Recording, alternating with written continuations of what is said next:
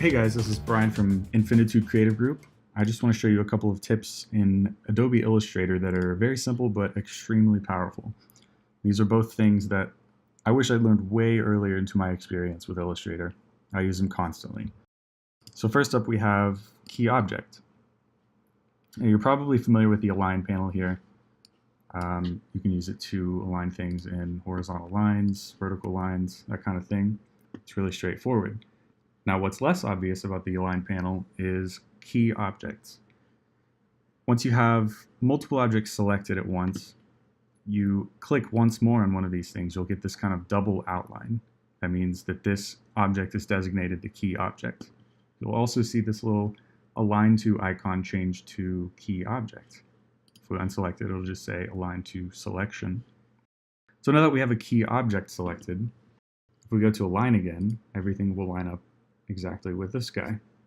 Now that's really helpful when you have, say, one of your shapes exactly where you want it to be. You don't want it to move when you click this Align button.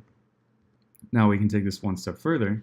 If we designate our key object again, you'll see that this box becomes enabled. Now what this does, it'll allow you to designate this precise space in between everything when we click on one of these two buttons here.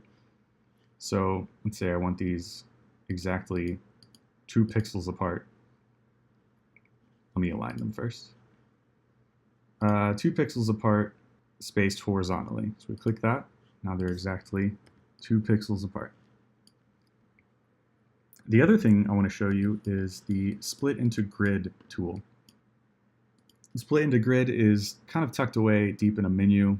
You don't see reference to it a lot, but when I found it, I started using it all the time. Now, what this allows you to do is split up a large shape into a grid of smaller shapes. So if you go up to Object, Path, Split into Grid, you'll get this little dialog box here. You'll probably want to check Preview from the beginning so you can see what your changes are doing. And then you can just begin to add rows and columns to your shape, and you'll see it splitting up right in front of you. So if we add 8 rows, 8 columns, we're going to get small squares, 100 by 100. What's also really cool is you can add a gutter to this. Just say I want a gutter of 40 pixels. And then we have 40 pixels between each square. Once you hit OK, you have a grid of smaller shapes, all nice and even, for you to do with whatever you want.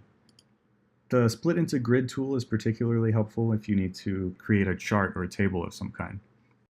Hopefully this helps you out. Thanks for watching.